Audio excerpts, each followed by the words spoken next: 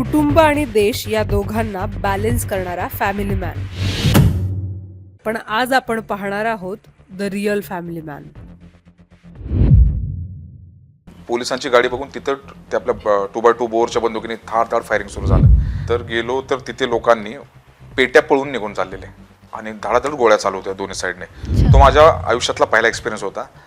ते बघून मी घाबरलेलो. थ्रिलिंग नाही, वाट लागलेली माझी. तर अराउंड 1.5-2 महिने आम्ही चहाचा काढा वगैरे लावून काम केलेलं. पण कधी कधी असं व्हायचं की आम्हाला वाटायचं की आम्ही एक्सपोज झालो, कारण एक्सपोज ज्या मोमेंटला झालो त्या मोमेंटला पळण्याशिवाय ऑप्शनच नाही.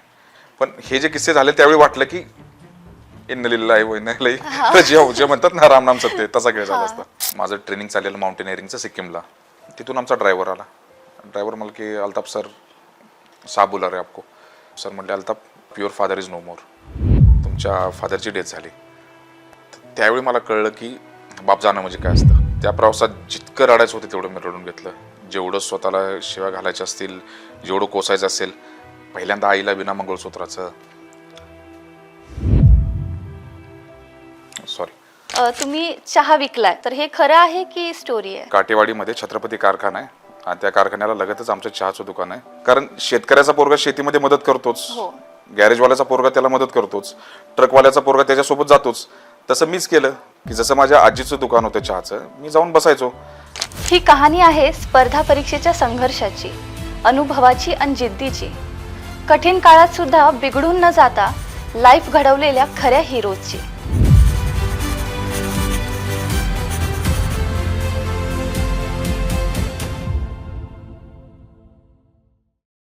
सात वर्ष इंटेलिजन्स ब्युरोमध्ये ऑफिसर म्हणून काम केलेले, SSB assistant commandant CRPF, 2दा JRF net परीक्षा उत्तीर्ण झालेले आणि इतकंच नाही तर UPSCमध्ये 545वी रँक आणून ICLS म्हणजेच इंडियन कॉर्पोरेट लॉ सर्व्हिसमध्ये कार्यरत असणारे आणि सध्या असिस्टंट डायरेक्टर ऑफ कॉर्पोरेट अफेअर्समध्ये काम करणारे अल्ताफ शेख सर आज आपल्यासोबत इथं आहेत. नमस्कार सर. नमस्ते मॅडम. सर, आपण अगदी पॉडकास्टची सुरुवात तुमच्या बालपणापासून करूया. आम्ही जो रिसर्च केला तुमच्याबद्दल त्याच्यामध्ये आम्हाला असं वाचायला आणि ऐकायला मिळालं की तुम्ही चहा विकलाय. तर ही खरी स्टोरी आहे की अगदी मोटिवेशन देण्यासाठी लोकांना हे बिल्टअप केलेलं आहे? कारण खूप लोक म्हणतात की आम्ही चहा विकून आता बंगले बांधले, आम्ही कुठे गेलो. तर हे खरं आहे की स्टोरी आहे? आता याबद्दल मी सांगायचं म्हटलं तर मला बालपणापासून सांगावं लागेल. तर जी चहाची आपण स्टोरी सांगतात, तर माझ्या आजीचं चहाचं दुकान आहे, आजही चालू आहे ते. अच्छा. काटेवाडीमध्ये छत्रपती कारखाना आहे आणि त्या कारखान्याला लगतच आमचं चहाचं दुकान आहे. आधी वडिलांचं काकांचंही गॅरेज तिथे होतं. तर लहानपणी शाळेला सुट्टी असेल काय असेल तर मी तिथेच बसायचो दुकानात. मग त्यामुळे आजीला मदत करायची म्हणून मग चहा घेऊन इकडे तिकडे छोट्याशा दुकानामध्ये जायचं. तर हे काम लहानपणी केलं. आता हे मोटिवेशन म्हणण्यापेक्षा ती झालेली घटना आहे माझ्या आयुष्यातली. आणि असं असतं की ज्या कामामुळे तुमचं पोट भरते ते करण्यात लाजायचं काय? हो, बरोबर. म्हणजे जर मी चहाच्या जेव्हा काम नाही केलं तर मला माहिती आहे घर चालणारच नाही कुठलं. मग त्यामुळे त्या गोष्टी मी करायचो. दुसरी गोष्ट याची अशी की जसं तुम्ही म्हटलात की मोटिवेशनसाठी, तर रिझल्ट आल्यानंतर अनेक लोक बोलतात, अनेक लोक गोष्टी होतात आणि सुदैवाने मला चहा विकताना बघणारे खूप लोक आहेत. तर त्यामुळे ज्यावेळी माझा रिझल्ट आल्यानंतर जी स्टोरी आली तर तिथल्या लोकल पत्रकारांनीच ही स्टोरी सांगितली. कारण मी लहानपणी त्यांच्या प्रत्येकाच्या दुकानामध्ये जायचो, त्यांनी बघितलंय, त्यांनी मला बघितलंय. आणि दुसरी गोष्ट अशी की याच्यामध्ये सहानुभूती किंवा काही करण्याची गरज नाही. कारण शेतकऱ्याचा पोरगा शेतीमध्ये मदत करतोच, गॅरेजवाल्याचा पोरगा त्याला मदत करतोच, ट्रकवाल्याचा पोरगा त्याच्यासोबत जातोच. तसं मीच केलं की जसं माझ्या आजीचं दुकान होतं चहाचं, मी जाऊन बसायचो. आणि दुसरी गोष्ट काय होती की तिथं बसलं तर चहा बन मस्का हे दिवसभर मी खात बसायचो. आता एवढं खायला मिळतं तर मग काम करण्यात काय वाईट आहे?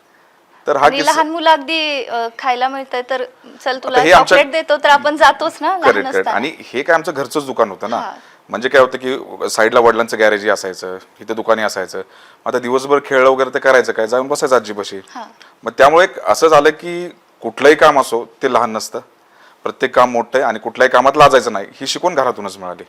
तर हा किस्सा घडलेला होता माझ्यावर, तो खरा आहे. आणि इव्हन मी आज जरी गावाकडे गेलो, दुकानात असलो तरी मी अजूनही देतो चहा. पण आता लोक म्हणतात की सर तुम्ही येऊ नका, आम्हाला बरं वाटत नाही. पण मी आजही त्यांना तेच म्हणतो, याच धंद्यावर आम्ही मोठं झालेलो आहे, तर त्यात लाजायचं काही काम नाही. आणि जसं तुम्ही म्हटलं की रिझल्ट आल्यानंतर लोक बोलतात, तर आता काही काही मजाकमध्ये पण म्हणतात की मी अगरबत्तीच्या दिव्याखाली अभ्यास केला किंवा अगरबत्तीच्या धुराखाली अभ्यास केला. होतात ते किस्से. आणि कसं राहतं की दुर्दैवाने इंडियामध्ये कसं आहे की एखादा समजा IASचा मुलगा जर IAS झाला तर त्याला तेवढी पब्लिसिटी मिळत नाही, हो पण एखादा गरीबाचा मुलगा झाला तर मिळते. कारण का की आपल्या तर आजही त्या संघर्षाला तेवढी व्हॅल्यू दिली जाते. हो आणि जर बघायला गेलं तर UPSC अभ्यास करताना IASच्या मुलालाही तेवढाच संघर्ष आहे, IPSच्या मुलालाही तेवढाच संघर्ष आहे, आणि सामान्य माणसालाही तेवढाच संघर्ष आहे. फक्त महत्वाचं काय की ज्या लेवलला ती मुलं असतात त्या लेवलला पोहोचण्यासाठी आपल्याला प्रचंड संघर्ष करावा लागतो, आणि त्या लेवलला पोहोचल्यानंतर मग खरी कॉम्पिटिशन सुरू होते. बरोबर. तर त्यामुळे ह्या किस्से जे होते माझ्या लाईफमध्ये घडलेले आहेत सगळे, मी आजही करतोय, आणि त्यात सहानुभूती मला कधीच नकोय. फक्त एवढंच मला म्हणायचं की ऍटलिस्ट मला बघून कोणीतरी म्हणावं की सर तुमच्यामुळे मी गिव्हअप केलं नाही. फक्त एवढ्यासाठी त्या गोष्टी सांगतो मी. ओके. तर सर तुम्ही म्हणताय की अगदी तुम्ही गावाकडे गेल्यानंतर सुद्धा तुम्ही चहा वगैरे हो मॅडम. देता लोकांना. तर असं आहे की पाय असावे जमिनीवरती कवेत अंबर घेताना, असं काहीतरी तुमची पर्सनॅलिटी आहे असं वाटतंय. तर सर आता बालपणाच्या बद्दल आपण बोलतोय, तर अगदी सुरुवातीपासून ऐकायला आवडेल तुमची कशी स्टोरी होती. ओके. तर बेसिकली आमचे जे आजोबा वगैरे आहेत ते आलेले आहेत विजापूरवरून, निंबर्गीवरून. तर हे आमच्या काटेवाडी भवानीनगरमध्ये सेटल झाले, आणि आजीचं तर दुकान होतं. म्हणजे दुकानामध्ये काम करता करता आमचे वडील गॅरेज पण शिकले, आणि ते करत असताना मग माझी शाळा वगैरे तिथून सुरू झाली. मी जिल्हा परिषद शाळेमध्ये होतो 4थी पर्यंत. मग असं होतं की लहानपणी अभ्यासू मुलगा असं तर माझं काही नव्हतं, कारण लहानपणी असं असायचं की आमचा जो छत्रपती कारखाना आहे कितीतरी वेळा जायचं तिथं, नारळ आणणे, आंबे आणणे, ह्या सगळ्या करामाती, पोहायला जाणे. आणि मी आता गर्वाने हे सांगू शकतो कारण हे सगळं लाईफ माझी जगलेली आहे. दुसरी गोष्ट याच्यामध्ये मॅडम अशी की ते करत असताना मला दिसायचं वडील काम करतात, आजी काम करते, त्यामुळं मी जाऊन तिथे बसायचो, मीही काम करायचो. आणि कसं होतं की आमच्या साईडला एक मेडिकलचं दुकान होतं. तर एक घोळवे काका, तर त्यांचा मुलगा होता मिलिंद, तो आता एक रिसर्च सायंटिस्ट आहे. तर मी ज्यावेळी त्यांना चहा द्यायला जायचो तर ते मला सांगायचे की एकेका डब्यावरच्या औषधाचं नाव वाच. मग मी ते वाचलं, आणि इंग्लिशमध्ये असायचं, मी सांगतो 3री 4थीला असताना. तर एक मला चॉकलेट मिळायची मेडलची, त्यामुळे मला ते अजून आवडायचं. म्हणजे मी स्पेशली यासाठी जायचो की तिथे गेले की ते मला चॉकलेट देतात. तर ते झालं. त्यानंतर मग आम्ही इस्लामपूरला 1999 मध्ये गेलो. मी म्हणजे 2001ला गेलो. माझे आई वडील आणि भाऊ बहीण. म्हणजे तुमचं मूळ गाव? माझं मूळ गाव काटेवाडी. बारामती. हा, काटेवाडी बारामती. पण सर असं असतं की शक्यतो गावाकडून शहराकडे जातात, तर तुम्ही उलटी जर्नी कशी काय? आता त्याच्यामध्ये एक मोठा म्हणजे एक पेनफुल किस्सा आहे की त्यावेळी खूप अशा अडचणी आल्या घरावर. एकदम कर्जही पप्पांची वाढली, आणि ज्यांच्यासाठी कर्ज घेतली तेही लोक साथ देत नव्हते. मग त्यामुळे असं झालं की घर विकावं लागलं. घर विकावल्यामुळे मग ते कंटिन्युअसली टेन्शन, त्या सगळ्या गोष्टी. मग वडिलांनाच आमच्या मावशी आहेत इस्लामपूरला राहणाऱ्या, तर त्या ज्यावेळी आल्या त्यांनी बघितलं की एकदम वाईट हाल चाललेले होते. मग त्यांनी सांगितलं की तुम्ही इथलं सगळं सोडा आणि तिकडे या आमच्याकडे. मग 1999ला आमचे मावशी आणि काका माझ्या वडिलांना आणि आईला तिकडे घेऊन गेले. मग तिथंच गॅरेज सेट केलं. मग बाकीची माझी भावंड तिकडे होती, आणि मी 2001ला तिथे गेलो. अच्छा. मग ते असं झालेलं की कदाचित 1-2 वर्ष जरी अजून राहिलो असतो आम्ही बारामतीमध्ये तर अजून अनर्थ घडले असते. सुदैवानं तो काळ आला, मावशी तिकडे घेऊन गेल्या, त्यामुळे तो एक कलाटणी होती माझ्या आयुष्यातली ती. सर आम्ही तुमच्याबद्दलचा एक किस्सा ऐकलाय की तुम्ही ज्यावेळी तुमच्या बाबांच्या सोबत गॅरेजमध्ये बसायचात त्यावेळी एक पोलीस अधिकारी तुम्हाला भेटलेले, आणि तो नेमका काय किस्सा होता? ही गोष्ट आहे जवळपास 2002-3च्या आसपास. त्यावेळेचं इस्लामपूर किंवा आत्ताचं उरून इस्लामपूर या ठिकाणी आमचं गॅरेज होतं. आणि मी शाळेतून गॅरेजवर गेलो की गॅरेजवर बसायचो काही ना काहीतरी पुस्तक वाचत, कारण गॅरेजच्या साईडला एक स्क्रॅपचं दुकान होतं. अच्छा. आणि तिथं जाऊन मी त्या रद्दीतनं पुस्तकं आणायचो. मग एकदा काय झालं की मी गॅरेजमध्ये बसलेलो, पप्पा गाडी रिपेअर करत होते, आणि पोलिसांच्या 2-3 गाड्या आल्या. मग गाड्या आल्या, एक कॉन्स्टेबल आला, म्हटला मिस्त्री साहेब बोलवत आहेत तुम्हाला. मग आमचे पप्पा एवढ्या गाड्या बघितलं, पप्पा म्हटले काय झालं? मग पप्पा गेले तिकडे. ते म्हटले साहेब काय झालं? तर ती व्यक्ती म्हणाली की तुम्ही स्कूटरचे काम करता का? पप्पा म्हटलं हो सर. मग माझी एक स्कूटर आहे आणि ती रिपेअर करायची, मला भरपूर दिवसापासून बंद पडली. म्हणजे माझ्या अभ्यासाच्या वेळेपासूनची ती माझी आवडती गाडी आहे. मग पप्पा म्हणाले की साहेब तुम्ही म्हणाल त्यावेळी मी येतो तुमच्या बंगल्यावर, मी गाडीचं काम करतो. मग त्यांनी पाठीमागे बघितलं तर मी बसलेलो वाचत. मग ते म्हटले मिस्त्री कोण आहे पोरगा हा? मग पप्पा माझे गर्वाने म्हणाले की सर माझा पोरगा आहे हा, आणि येऊन इथे वाचत बसतो. मग ते उतरले, आले, बघितलं मला, म्हटले बाळा चांगला अभ्यास कर. आणि वडिलांनाही सांगितलं की मिस्त्री याच्या हातात पाना नाही पुस्तक द्या. आणि ते त्यानंतर निघून गेले. तुम्हाला कदाचित आश्चर्य वाटेल ते ऐकून, तर ती व्यक्ती म्हणजे 26/11 हल्ल्यामध्ये शहीद झालेले अशोक कामटे साहेब. तर त्यावेळी मला माहीत नव्हती ती व्यक्ती किती मोठी आहे. ज्यावेळी 26/11 झाला त्यानंतर कळलं की नशीब आपलं होतं, आपण या व्यक्तीच भेटलो. तर हा किस्सा उरून इस्लामपूरमध्ये झालेला होता. अच्छा, ईश्वरपूर ईश्वरपूर, आत्ताचे ईश्वरपूर. बरोबर. Yes.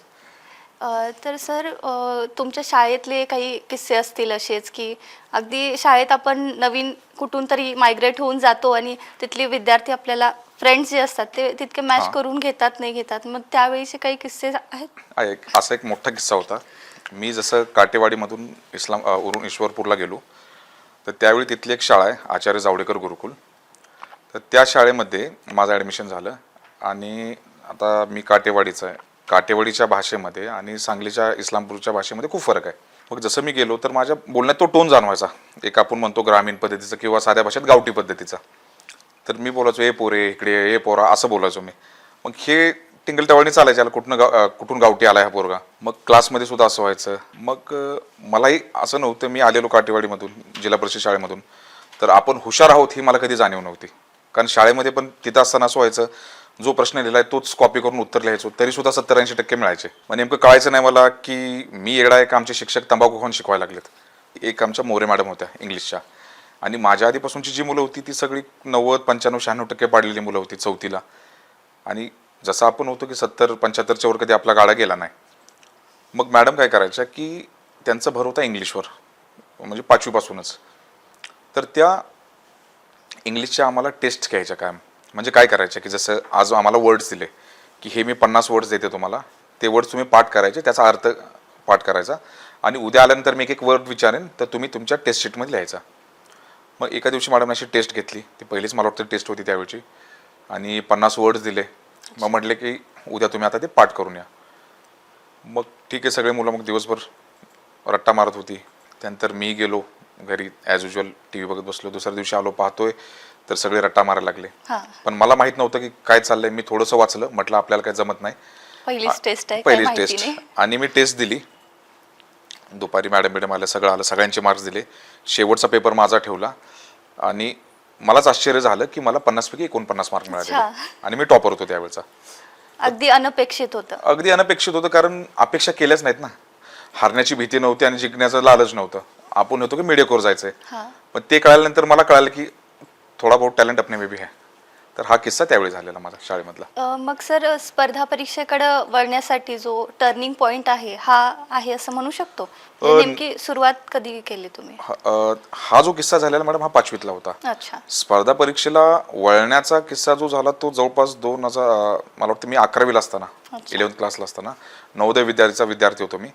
आणि नवोदय मध्ये पण शिकलात? हो, मी जवाहर नवोदय विद्यालय पलूस इथला माझी विद्यार्थी आहे. आणि नशीब माझं की माझं शिक्षण त्या शाळेमध्ये झालं. तर मला माझ्या एका मित्राने एक व्हिडिओ दाखवला. तर तो व्हिडिओ होता आत्ताचे जे AD जे आहेत विश्वास नांगरे पाटील साहेब त्यांचा. तर तो मी व्हिडिओ पाहिला. त्यानंतर मला कळालं की असंही काही असतं, MPSC म्हणा, UPSC म्हणा. मग त्यावेळी मला वाटलं की बाकीच्या सगळ्या गोष्टी, इंजिनिअरिंग, मेडिकल हे करायचं म्हटलं तर आपल्याकडे काय खिशात पैसा नाही, वडिलांच्या गॅरेजच्या धंद्यावर काय होणार आहे जास्तीत जास्त. मग मी म्हटलं की नाही, आपल्याला स्पर्धा परीक्षेकडे वळायचं आहे, जेणेकरून आपल्याला हा सोशल मोबिलिटीसाठी सगळ्यात बेस्ट ऑप्शन आहे. आणि तेव्हापासून मी मोटिवेट झालो. मग माझ्या ज्या बाकीच्या सगळ्या डिसिजन्स होत्या त्या अनुसरून झाल्या माझ्या, की मला UPSC करायचं आहे. मग त्या पद्धतीनं मग मी कॉलेजला ॲडमिशन घेतलं. तिथं असताना मग त्या अकॅडमीला जॉईन झालो. त्या सगळा जो पुढचा जो प्रवास होता त्याच अँगलने. तर तो टप्पा हा होता की तो जो व्हिडिओ मी पाहिलेला नांगरे पाटील साहेबांचा तो होता. तर असं बऱ्याचदा अनेक विद्यार्थी जे ॲस्पिरंट्स आहेत ते म्हणत असतात की आम्ही भाषणं ऐकून इन्स्पायर झालो. आता तुम्ही पण म्हटलात की नांगरे पाटील साहेबांचं स्पीच ऐकून इन्स्पायर झालात. तर सर ते खरं कितपत योग्य आहे की भाषण ऐकून UPSCकडे जाणं किंवा स्पर्धा परीक्षेकडे जाणं? काय राहतं, ज्यावेळी तुमच्याकडे काहीच नसतं, तुमच्याकडे कुठलीच स्वप्न नसतात, ठीक आहे, आणि तुम्हाला माहीत नसतं पुढं काय करायचं, त्यावेळी एखादा ज्यावेळी व्यक्ती रस्ता दाखवतो ना, तर त्यावेळी आपण हे विचार करत नाही की माझं सिलेक्शन होईल की नाही. त्यावेळी हेच विचार करतो की हा एक रस्ता दिसतोय आणि मला जायचंय. जसं आता मी म्हटलं की नांगरे पाटील सरांची जी मी भाषण ऐकले, भरपूर लोक म्हणतात, आणि इवन मी हेही बोलेन की लोक म्हणतात ह्यांची भाषण ऐकून आमचं वाटोळं झालं. पहिली गोष्ट काय की कोणाचंही भाषण असो, मी जरी भाषण द्यायला जातो, मी स्कूल्समध्ये जातो, मी एकच सांगतो की माझं सिलेक्शन 6व्या अटेम्प्टमध्ये झालेलं आहे. पण 6 अटेम्प्ट मी तगलो याच्यामुळेच की माझ्याकडे एक इंटेलिजन्स ब्युरोची सर्व्हिस होती, मी जॉब करत होतो. दुसरी गोष्ट, भरपूर वेळा तुम्ही भावनेच्या भरात जात, तुम्हाला कळतच नाही की बाहेर कधी पडायचं आहे. आता किती जरी आता हे अधिकारी भाषण देतात सिनियर वगैरे, तर ते हे कधीच म्हणत नाही की तुम्ही तुमचं आयुष्य त्यामध्ये घालवा. हा. प्रत्येकाचं हे म्हणणं असतं की 1 2 3 ऑप्शन्स नंतर तुम्ही एक्झिट ऑप्शन तुमचे ठेवा. हो, प्लॅन बी असला प्लॅन बी पाहिजे. तुमचा रेडी असला पाहिजे बरोबर. Any time. दुसरी गोष्ट कशी की तुम्हाला रियालिटी मॅडम हे बघावेच लागेल की आता फॉर एक्झाम्पल युपीएससीला 10 लाख जर मुलं फॉर्म भरत असतील तर हार्डली 800 ते 900 लोक सिलेक्ट होतात. बरोबर. आणि तो टक्का 0.01 पेक्षाही खूप खालचा आहे. मग ज्यावेळी तुम्हाला ही रियालिटी माहिती आहे तर त्यावेळी तुम्हाला हे कळलं पाहिजे की तुम्ही तिथे येताय तर या तयारीने या की 2-3 अटेम्प्टमध्ये नाही झालं तर दुसरा काहीतरी ऑप्शन बघा, परत तयारी चालू ठेवा किंवा तुम्ही कॉर्पोरेट वर्ल्डमध्ये वळा. लोकांना काय वाटतं की मी भाषण ऐकलं म्हणजे काय की आता पूर्ण माझा कडेलोट होईपर्यंत मी फक्त प्रयत्न करत राहणार. आणि दुर्दैवानं मी असे काही माझे जवळचे मित्रही पाहिले, स्पेशली उरुणेश्वरपूरला वगैरे असताना 2012 पासून ते आजही 2025-26 पर्यंत तयारी करतायत. तर तुमच्या युथमधला एवढा टाइम देण्यासाठी भाषणं सोडा, तुमचे आई वडील सुद्धा कधी म्हणणार नाहीत की हे करा म्हणून. तर योग्य वेळी एक्झिट करायचं की नाही करायचं हे तुम्हाला कोणी येऊन सांगणार नाही, हे तुम्हालाच ठरवावं लागेल. त्यामुळे हे जे म्हणतात की यांची भाषणं ऐकून त्यांची भाषणं ऐकून माझं वाटोळ झालं, मी तर म्हणेन हे कारण आता संख्या ज्या आहेत, पोस्ट ज्या आहेत ते खूप कमी निघतायत आणि बरोबर. विद्यार्थ्यांची संख्या वाढत चालली आहे. तर एक गट आहेच की जो म्हणतोय की आम्ही भाषणं ऐकली आणि ते करायला गेलो, आमची 5 वर्ष गेली, 6 वर्ष गेली. आता यामध्ये कसं होतं मॅडम, जागा कमी आहे हे तुम्ही पहिल्यांदाच घेऊन चालता ना. हा, दुसरी गोष्ट काय होते, सक्सेस रेट अगदी सक्सेस रेट खूप कमी आहे. मध्ये दुसरी आहे गोष्ट ना. काय की कदाचित भरपूर वेळा असं होतं, आता मी पुण्यात पण राहिलो, दिल्लीतही राहिलोय, मी पाहतो 80 ते 90% मुलं काय करतात. ठीक आहे, ज्यावेळी एकदम डेडिकेशन एखादी व्यक्ती काम करते तर त्या व्यक्तीला काही ना काहीतरी पद मिळून जातं. हो, दुसरी गोष्ट कशी की तुम्ही एकदा अटेम्प्ट नाही झाला, 2दा नाही झाला, 3दा नाही झाला, जेव्हा तुम्हाला प्रॅक्टिकल व्हायचं असतं त्यावेळी तुम्ही ह्या गोष्टी इगोवर घेऊन बसता, झाल्याशिवाय राहणारच नाही मी. फॉर एक्झाम्पल माझं उदाहरण द्यायचं झालं तर पहिला युपीएससी सुरू ज्यावेळी केलं मी, लकीली माझं 22व्या वर्षी इंटेलिजन्स ब्युरोमध्ये सिलेक्शन झालं. तर त्यावेळी माझ्यामध्ये ही मगरुरी होती की मी झालं तर युपीएससीच करेन, नाही तर करणार नाही, मी जॉईनच करणार नाही. पण अशा कंडिशन झाल्या की वडील घरावरून पडले, त्या पाय फ्रॅक्चर झाला त्यांचा, गॅरेज बंद झालं, तर त्याच्यामुळं मग मला मजबुरी होती की जॉब करायचाच. मग मी ते केलं की काही असू दे, माझं घर चाललं पाहिजे, मला काहीतरी इन्कमचा सोर्स घ्यावा लागेल. मी ते केलं आणि लकीली होत 6 अटेम्प्ट जरी गेले तरी आज मला समाधान वाटतं की मी सक्सेसफुल झालो. आणि जरी झालो नसतो तरी मी माझा पोर्टफोलिओ इतका वाढवलेला की मग असिस्टंट कमांडर होतोच, नेट JRF पण माझ्या झालेल्या होत्या, तर त्यामुळे मी कुठेही सेटल झालो असतो. तर तुम्ही म्हणताय सर की 6 वर्ष तुम्ही UPSCला दिली आहेत आणि दिल्लीत पण राहिलाय अर्थात. तर अगदी गावाकडून आपण ज्यावेळी शहरात येतो तर तिकडची मेंटॅलिटी किंवा सगळ्या गोष्टी नवीन असतात ना, जग नवीन असतं. बरोबर. तर डिस्ट्रॅक्शन खूप सारे येत असतात, अगदी खूपच असतात. तर तुम्हाला असं काही डिस्ट्रॅक्शन आलेलं का? आता याच्याबद्दल बोलायचं झालं तर सुदैवाने रिझल्ट येईपर्यंत डिस्ट्रॅक्शन कधी आलं नाही मला. अच्छा.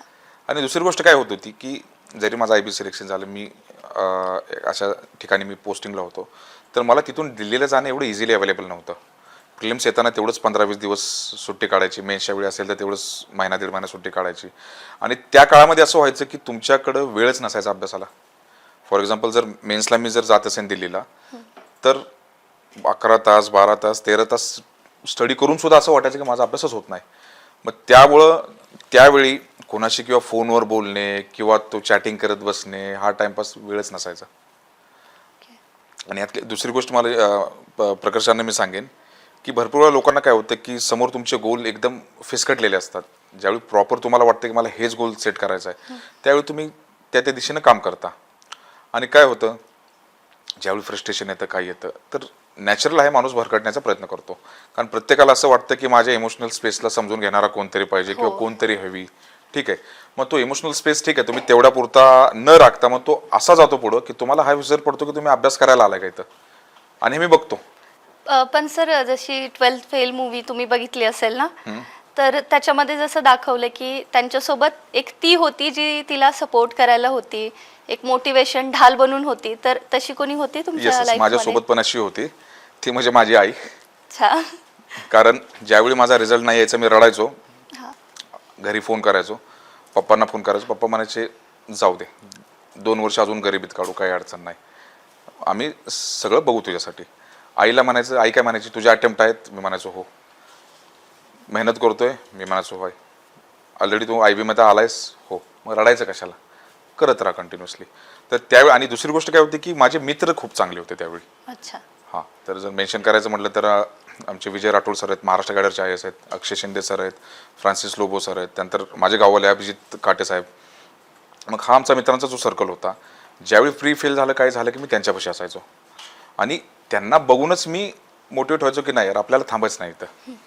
तर ह्या गोष्टी मला अशा पद्धतीने कामाला आल्या. आणि जे तुम्ही ती म्हणता तर आता ह्या गोष्टी इतक्या टेम्पररी इतक्या स्पीडमध्ये राहायच्या तिथे की कधी आलं गेली कधी गेलं लक्षात राहायचं नाही. आणि दुसरी गोष्ट अशी होती की फक्त मी जर ढासळलो तर माझं घर ढासळेल ही भीती डोक्यात असायची. त्यामुळे भीतीमध्ये पण ती होती, आईमध्ये पण ती होती. Yes. म्हणजे अगदी जबाबदारीची जाणीव असेल तर आपण कदाचित आपल्या गोलकडे जास्त फोकस करतो, करेक्ट तिला शोधण्यापेक्षा. करेक्ट. तर सर या सगळ्या प्रवासामध्ये तुम्हाला सगळ्यात जास्त डिप्रेशन कधी आलं होतं? तर डिप्रेशनचं सांगायचं झालं तर 2017मध्ये माझं ट्रेनिंग चाललेलं माउंटेनिअरिंगचं सिक्कीमला आणि युमतांग व्हॅलीमध्ये आमचा कॅम्प सुरू होता अराउंड 12-13 हजार फूटवर. कशाचा सर? म्हणजे माउंटेनिअरिंगचा. मी IB मध्ये असताना. अच्छा. हां. तर त्यावेळी सगळे फोन्स बंद, सगळे बंद. आणि मला आधी सांगितण्यात आलेलं की असे असे सॅटेलाइट फोनचे नंबर आहेत, तुम्ही घरी पाठवा, इन केस काही इमर्जन्सी आली तर घरातले कॉल करू शकतील. बरोबर. मग अराउंड 8 नोव्हेंबरच्या दुपारी 3-4 वाजता आम्ही क्रिकेट खेळत होतो तिथे. क्रिकेट खेळत असताना तिथून आमचा ड्रायव्हर आला. ड्रायव्हर मला की अल्ताफ सर साहब बुला रहे आपको. मैंने बोला भाई क्या खेल के आ रहे हम? नहीं अब अर्जंटली आइए. ठीक आहे म्हटलं काय झालं त्याला विचारतो तर तो काही सांगत नव्हता. सरांपाशी गेलो. सर म्हटले अल्ताफ बैठो थोड़ा. बसलो, पानी वगैरह दिलं. क्या कर रहे हो? मैंने बोला सर क्रिकेट खेल रहा हूँ. तो बस आपका मैसेज आया तो मैं आ गया. तो म्हणाले की आपके फादर को कोई बीमारी वगैरह कुछ है क्या? मैंने बोला नहीं sir he is very fine. और 2-3 दिन पहिले मतलब 5 नोव्हेंबरला माझा बर्थडे असतो तर बर्थडेच्या दिवशीच मी त्यांना फोन केलेला की पप्पा आल्यानंतर आपण हैदराबादला जाऊ फिरायला. तर ते बसले बसले बसले आणि मग म्हटले Altaf your father is no more. तुमच्या फादरची डेथ झाली. फॉर द टाइम बिंग मला कळालं नाही की त्यावेळी की नेमकं काय झालं ते. मग ते त्यांनी मला काय बोललं नाही, त्यांनी खांद्यावर माझ्या हात ठेवला बस. मग मी तिथून बाहेर आलो तर त्यावेळी मला कळलं की बाप जाणं म्हणजे काय असतं. हळूहळू हळू रिअलायझेशन यायला लागलं. आणि तिथून घरी जायचं म्हटलं तरी मला कुठलंही साधन अवेलेबल नव्हतं. नशिबाने मराठा लाईट इन्फंट्रीची युनिट तिथे होतं तर त्यांनी माझ्या जाण्याची सोय केली तिथून गँगटोकमध्ये जिथं आमचं हॉस्टेल होतं. मग मी जसं त्या एलिव्हेशनवरून खाली आलो, जसं नेटवर्क सुरू झालं मी बघतो तर मला एवढे मेसेजेस पडले, सगळे पडले. घरातून फोन, भावाचा, बहिणीचा. मग काकांचा परत एकदा फोन आला. म्हटलं तू जिथं आहेस तिथं अर्जंटली आहे म्हटलं. मी म्हटलं काय झालं बरं सांगा. ते म्हणले पप्पा दवाखान्यात ॲडमिट आहेत पण तू ये. मी त्यांना म्हटलं काका जे असेल ते क्लिअर सांगा मला. त्यांनी डेथ झाली असं नाही सांगितलं नाही. मी म्हटलं जे असेल ते क्लिअर सांगा म्हटलं काका. काका म्हटले माणूस काय राहिलेला नाही. ठीक आहे म्हटलं. मग ते म्हटले की बॉडी आम्ही ठेवतोय तू येईपर्यंत. मी म्हटलं अजिबात करू नका तसं, कारण एक दिवस जरी ठेवलं तरी घरातले लोक असे पागल होतील. म्हटलं जे असेल ते रात्रीच करा. मग तिथून आलो गँगटोकला. रात्रभर आपलं शॉवरमध्येच बसलो गरम पाण्यात. सकाळी फ्लाईट होती माझी 8 वाजता आपल्या बागडोगरामधून जे सिलिगुडी कॉरिडॉरमध्ये आहे. मग तिथून सकाळी निघालो मी, दिल्लीला पोचलो. दिल्लीतून मग कनेक्टिंग होती पुण्याला. मग अराउंड 7-8 वाजता पुण्यात पोचलो. आणि तो जो प्रवास होता माझा 24 तास जो असणारा, त्या प्रवासात जितकं रडायचं होतं तेवढं मी रडून घेतलं. जेवढं स्वतःला शिव्या घालायच्या असतील, जेवढं कोसायचं असेल, कारण मला माहीत होतं की ज्या मोमेंटला मी घरात पाय ठेवेन त्या मोमेंटला मी तिथं बाप म्हणूनच तिथं राहावं लागणार आहे. मग मी पुण्यात उतरलो. माझे मित्र मला न्यायला आले.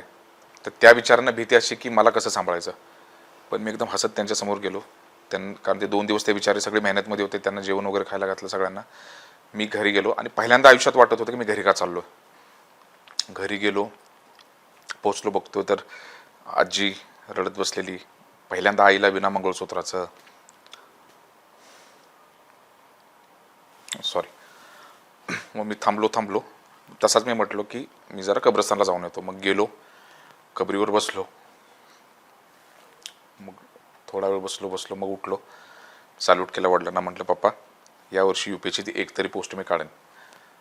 मग आलो घरी. दुसऱ्या दिवशी सगळं कार्य वगैरे झाले. तिसऱ्या दिवशी माझी 20-25 दिवसांनी फिजिकल एक्झाम होती असिस्टंट कमांडंटची UPSCची. पायात शूज चढवला. म्हटलं शो मस्ट गो ऑन. परत माझी तयारी सुरू केली. हप्त्याभरानं परत मी माझ्या पोस्टिंगला गेलो. फिजिकल वगैरे झालं. 2 महिने मी माझ्या काही रूममधून निघलो नाही, कारण त्यावेळी अशी कंडिशन माझी झालेली की सारखं गोष्टी आठवायच्या. मग मी वाचन प्रचंड केलं. मग त्याच्यामध्ये चार्ली चॅप्लिनचं ते मराठी हसरे दुःख नावाचं बुक वाचलं, शिवाजी महाराजांचं बुक वाचलं, रणजित देसाईंचं, त्यानंतर बाबासाहेबांचं एक बुक वाचलं, ते झाल्यानंतर मार्टिन ल्युथर किंगचं वाचलं. मग हे सगळे बुक्स वाचल्यानंतर कळलं की प्रत्येकाच्या आयुष्यात असे किस्से आलेले आहेत, प्रत्येकाच्या आयुष्यात अशा इश्यू झालेले आहेत आणि माणूस त्याच्यातूनच वर आलेला आहे. मग हळूहळू करत मी त्यातून बाहेर निघलो. आणि त्यावेळी असं होतं, तुम्ही जसं म्हटलं कोणी ती किंवा तो, त्यावेळी माझ्याकडे कोणीच नव्हतं. कारण का, घरातला सगळ्यात मोठा असण्याचा शाप एक असतो की तुम्ही तुमच्या भावना कोणाला बोलू शकत नाही. बरोबर. ना मी माझ्या भावांना किंवा बहिणीला बोलू शकत नाही. त्यांच्यासमोर मला ॲज अ टफ मॅन म्हणून जावं लागतं. आणि कितीही वाईट दुःख काहीही झालं तरी मी तसाच जातो, तसा आजही जातो मी. मग जूनमध्ये माझा असिस्टंट कमांडचा रिझल्ट आला आणि त्यावेळी मला ऑल इंडिया रँक 94 मिळाली. रडत बसलेलो मी, कारण पप्पा नव्हते. मग त्यांनी म्हटलं ठीक आहे, एक स्वप्न तरी पप्पांचं पूर्ण केलं. मग हा माझा एकदम तो डिप्रेशनवाला काळ होता की याच्यापेक्षा वाईट काळ मला माहित होतं की कधी येणार ना माझ्या आयुष्यात. तर तो असा काळ होता मॅडम. म्हणजे अगदी तुम्हाला तुमच्या वडिलांचं तोंड सुद्धा शेवटी बघायला मिळालं नाही, पण त्यांनी जे स्वप्न बघितलेलं तुमच्यासाठी ते तुम्ही पूर्ण केलं. ते पूर्ण केलं. आणि ते स्वतः सोबत बघितलेलं स्वप्न होतं. असंही नाही की कुठेतरी पप्पा बसलेत, असं नाही. गॅरेजमधून बसताना रोज पप्पांचा असं असायचा. आणि एकदा तर तो वॉन्टेड मूवी पाहत होतो आम्ही, सलमान खानचा. आणि त्याच्यामध्ये एक सीन आहे, त्याच्यामध्ये गनीभाई सलमानच्या वडिलांवर पिस्टल रोखतो आणि मग तो विचारतो की बता तेरा बेटा कौन है, बता तेरा बेटा कौन है. मग शेवटी तो म्हणतो Rajveer Shekhawat, IPS, train that Dehradun, batch number dash dash dash. ते बघितले की माझ्या पप्पांना काय एनर्जी यायची मला माहित नाही. एकदम खुश व्हायचे. जुना पहिलवान माणूस शड्डू ठोकायचे, म्हणायचं माझा पोरगा असाच झाला पाहिजे. मग मी म्हणायचो तसं होण्यासाठी तुमच्या कोणीतरी बंदूक राखली पाहिजे. त्यावेळी मला मोटिवेशन येईल. मग ज्यावेळी पप्पांची डेथ झाली त्यावेळी म्हटलं की मला हे मोटिवेशन आहे. मग म्हटलं आता तिथं आपण थांबायचं नाही, परत ठेवला चालू तयारी. सर, आता तुम्ही सांगितलं की CRPF असिस्टंट कमांडंट म्हणून. मॅडम SSB होते मला, SSB सशस्त्र सीमा बल.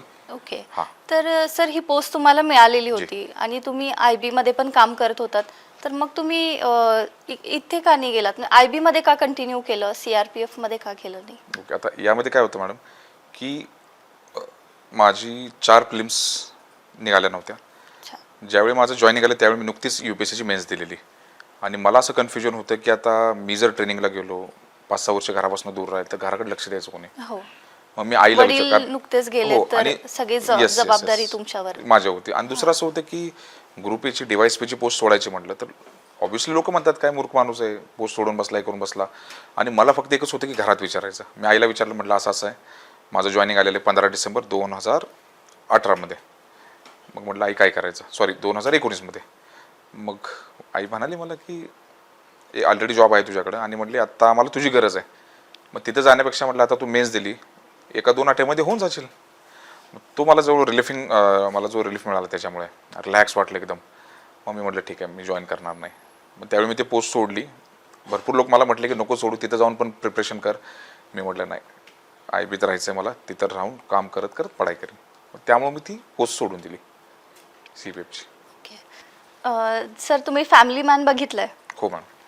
तर तुम्हाला असं कधी वाटलं का की त्या फॅमिली मॅनमध्ये जे श्रीकांत तिवारीचं कॅरेक्टर आहे तुम्ही पण तसेच आहात, म्हणजे IB मध्ये काम करताना इंटेलिजन्ससाठी? आता त्या कॅरेक्टरचे भरपूर पैलू आहेत. ठीक आहे. पहिली गोष्ट म्हणजे तुमची फॅमिली तुमच्यापासून दुरावलेली आहे, तुमची मुलं दुरावलेली आहेत, तुमची वाईफ दुरावलेली आहे. ठीक आहे. आणि तुम्ही काम करताय, कामातही तुम्हाला त्रास होतोय. तर माझं असं आहे की दोन्ही गोष्टींचा बॅलन्स करून मी चालणारा माणूस आहे. म्हणजे मी श्रीकांत तिवारी कधी बनेल असं मला नाही वाटत, कारण माझ्यासाठी फॅमिली तेवढी महत्त्वाची, जॉबही तेवढा महत्त्वाचा आहे. एक वेळ जॉब जाईल पण फॅमिली तुमच्यापासून कधी जाणार नाही. बरोबर. आणि ह्या सगळ्या गोष्टी बॅलन्स करतोच. आणि दुसऱ्या गोष्टी अशा असतात की मॅडम भरपूर गोष्टी सिरीज वगैरेमध्ये फॅन्टसी करून दाखवल्या जातात. हां, चित्रपटांमध्ये किंवा वेब सिरीज ज्या आहेत त्याच्यामध्ये अगदी ग्लोरीफाय करून की हा अंडर कव्हर एजंट आहे, हा इथे जातो, या देशात जातो, आणि अगदी काही वेगळीच लाईफ ती दाखवली जाते. ते खरंच असतं की आता याच्यामध्ये मॅडम एक कोरावर एक आन्सर लिहिलेलं की the real life James bond म्हणून. आता नॉर्मली तुम्ही काय बघता की एखादं ऑपरेशन चालू आहे, लगेच फ्लाईटमध्ये बसतो, जातो, मस्तपैकी कुठली तरी BMW घेतो, फिरतो, त्यानंतर कुठं गेलं की लगेच कॅश वगैरे त्याला मिळतो. ठीक आहे. ह्या सगळ्या एकदम फॅन्टसीवाल्या गोष्टी, एक फोनवर सगळं अवेलेबल होत असतं. रिअल लाईफमध्ये असं असतं तुम्हाला ट्रिप करायची तरी तुम्हाला ऑफिस हेडपासून त्या टूरची परमिशन घ्यावी लागते. ती परमिशन घेऊन तुम्हाला सेक्शन ऑफिसरकडनं मग अप्रूव्हल घ्यावं लागतं. ठीक आहे, मग त्यासाठी तुम्ही स्वतःची तिकीट काढता. ते तिकीट काढून जसं त्यात दाखवतात तर त्या तिकिटाचं पैसेही तुम्हाला बिल द्यावं लागतं. ते बिल होतं 4-5 महिन्यांनी क्लिअर. अच्छा, दुसरी गोष्ट, म्हणजे पदरचे पैसे घालून जायचं आधी, मग नंतर हा बिल मग क्लिअर ते होतं. गव्हर्नमेंट तुमचं रिएम्बर्स करतं सगळं. हा. बट त्यात असं होतं ना की जे दाखवलं जातं, फोन केला की लगेच फ्लाईटमध्ये बसला आणि गेला, तसं होत नाही ते. दुसरी गोष्ट अशी की जसं गाड्यांचं दाखवलं, जेम्स बॉन्ड सारखे ॲस्टन मार्टिन वगैरे, इथं आम्ही मारुती 800 मध्ये पण फिरलेलो आहे, ऑल्टोमध्ये पण फिरलेलो आहे. ठीक आहे, तर ते डिपेंड करतं म्हणजे तुम्ही काय लेवलचं ऑपरेशन वगैरे तिथं करता त्याच्यामध्ये. आणि तिसरं म्हणजे ज्या गोष्टी दाखवल्यात की तुम्हाला एकदम मस्त वॅकेशन, टॉप 5 स्टार हॉटेल्स वगैरे काय असतं, आम्ही काय काय साध्या गेस्ट हाऊसमध्ये पण राहिलेलो आहे, छोट्या छोट्या रूम्समध्ये पण राहिलेलो आहे.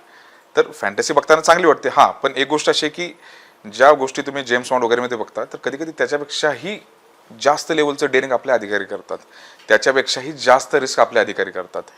म्हणजे ज्यावेळी तुमचे एनिमी तुमच्या सराउंडिंगमध्ये आहात, तुम्ही त्यांच्यामध्ये काम करताय, तर लक्षात घ्या की प्रत्येक सेकंद तुमच्यासाठी रिस्क असतो.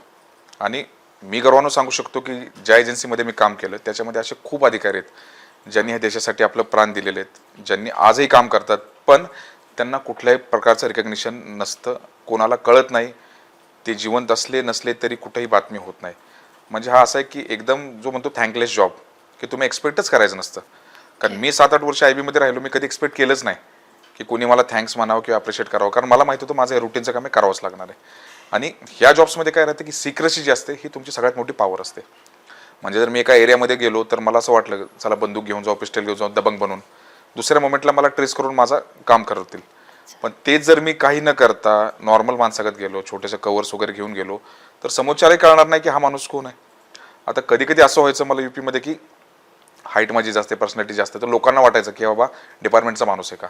मग मी काय करायचो की केस दाढी वगैरे वाढलेली असायची, त्यामुळे वाटायचं कोणतरी सामान्य व्यक्ती आहे, काहीतरी कामासाठी आलाय.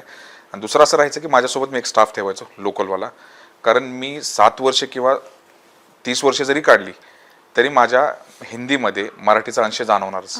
आणि हिंदीवाला माणूस तो त्या मोमेंटला पकडून घेईल मला, अशी गोष्ट. म्हणजे सर अंडर कव्हर काम करताना नेमका कसा रोल असतो, काय चॅलेंजेस फेस करावे लागतात, असे खूप सारे किस्से असतील ना तुमच्याजवळ, मग शेअर कराल? आता याच्यामध्ये मी जास्त काही गोष्टी बोलू शकत नाही, कारण रिटायरमेंटपर्यंत किंवा रिटायरमेंट नंतर ह्या गोष्टी आम्ही सांगू शकत नाही. आता याच्यामध्ये कसं जसं जे पब्लिक डोमेनमध्ये आहे, फॉर एक्झाम्पल की जसं तुम्ही फॅमिली मॅनचं पाहिलं, ठीक आहे, त्यानंतर आपला सिक्रेट ऑप्स आहे. हा, स्पेशल ऑप्स मध्ये हिम्मत सिंगचं कॅरेक्टर जसं आहे, correct. तर तसं काही असतं का अंडर कव्हर एजंटची लाईफ? अंडर कव्हरचा मॅडम एक पहिली गोष्ट म्हणजे कव्हर काय असतात, हे 2 concept, cover and alibi. Okay. अलिबायचा अर्थ काय असतो की तुम्ही तिथं एखाद्या ठिकाणी तुम्ही थांबलाय बस स्टॉपशी, मी तुम्हाला विचारतो का थांबलाय, तर ते का थांबणे हे तुमचं रिझन असतं अलिबाय. ठीक आहे. आणि कव्हर म्हणजे काय की तुम्ही कुठल्या तरी स्वरूपात तिथे जाता, for example as a student म्हणून जाता, मीडिया पर्सन म्हणून जाता, हे तुमचं कव्हर राहतं. आणि हे सगळीकडेच नॉर्मली चालतं. आणि कसं होतं की भरपूर वेळा सगळ्यांना तुमचे चेहरे ओळखीचे असतात, त्यावेळी तुम्ही ते करू शकत नाही. तर हा सिक्रेसीचा भाग आहे. आणि एका किस्स्यावरून मी तुम्हाला सांगतो, पण हा किस्सा माझ्याबरोबर घडला किंवा कोणाबरोबर घडला हे काय मी सांगत नाही. ते कहाणी कारण ऐकून आलेल्या गोष्टी असतात त्या. तर कुठेतरी एका ठिकाणी पोस्टिंगला असताना तर असं एक रेडिकलायझेशनवाला एक मॉड्यूल बस झालेलं. मग त्या टीममध्ये काही लोक होते, तर त्यांना काही लोकांना ट्रेस करायचं होतं. ठीक आहे. मग ते ट्रेस करत असताना त्या लोकांची काही काही लोकेशन्स काही ठिकाणी आले का जिल्ह्यामध्ये. मग त्याच्यामध्ये एक गाव होतं छोटंसं, मग ते गावाला आपण ABC म्हणू. मग ते गाव शोधण्यासाठी काय झालेलं की आम्ही 4-5 दिवस पूर्ण जिल्ह्यामध्ये बघितलं, सगळीकडं कुठं मिळालं नव्हतं. मग आम्ही एक गाव ज्या त्या नावाशी सिमिलर असणारी गावं, त्या गावामध्ये आम्ही गेलो. मग त्या गावामध्ये ॲज अ NGOचे लोक वगैरे म्हणून गेलो आम्ही, इकडे तिकडे शासकीय योजनांची माहिती हे करत. मग त्या माहिती काढता काढता मग आम्हाला बघायचं होतं की ती टार्गेट व्यक्ती तिथे आहे का नाही. ठीक आहे, आम्हाला म्हणजे त्या टीमला ज्यांचं मी सांगतोय. मग 1 दिवस 2 दिवस 3 दिवस 4 दिवस आम्हाला कुठेही सापडलं नाही ते. मग असं झालं की आम्ही आता आमच्या इथं नाही, गिव्ह अप करावं लागेल. मग तो एक स्टाफ त्यातला बोलला की साहेब एकदा आपण इलेक्शनवाला डाटा बघू.